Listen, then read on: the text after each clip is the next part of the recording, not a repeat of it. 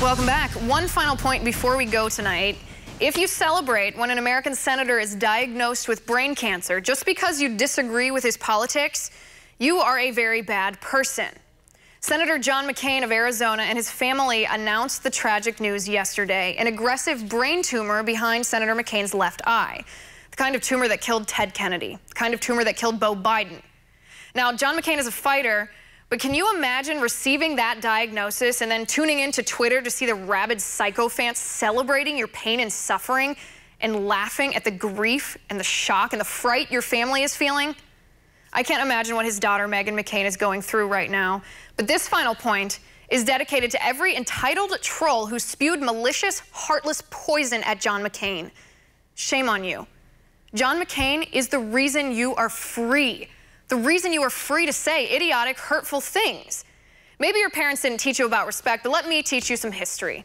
John McCain served in the United States Navy as a pilot during the Vietnam War.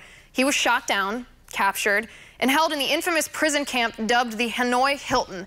Infamous because the camp defied the Geneva Conventions, and American prisoners of war were starved and beaten, tortured in unspeakable ways, and isolated from the world. Now, maybe it makes you feel important to hurl hate at Senator McCain. Maybe you haven't learned to think for yourself yet. Maybe you're just mimicking the talking points handed to you by the resistance, spewed from behind the cowardly anonymity of your keyboards. But John McCain suffered for 5.5 years in a hellish cell barely big enough to lie down so you could enjoy your safe space in peace.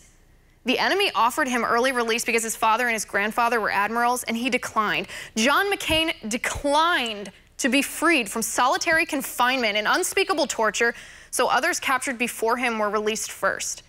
That kind of heroism is lost on our generation. John McCain gave his body so we could be free, you and I. During his presidential run, aides had to comb his hair for TV appearances because he can't raise his arms above his head as a result of the torture he suffered. What he gave for our nation never stops. If that doesn't mean anything to you, I don't even know what to say to you. It doesn't matter if you agree with him politically or not. John McCain fought for our nation. He has a right, almost more than any of us, to make his opinion heard.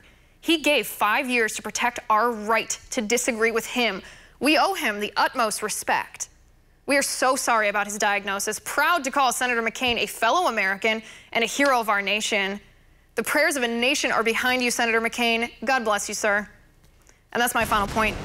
You can reach me on Twitter at Liz_Wheeler. If you liked the show, please send me an email at oann.com/contact. In the meantime, catch us here tomorrow at 9 p.m. Eastern. And until then, have a good night.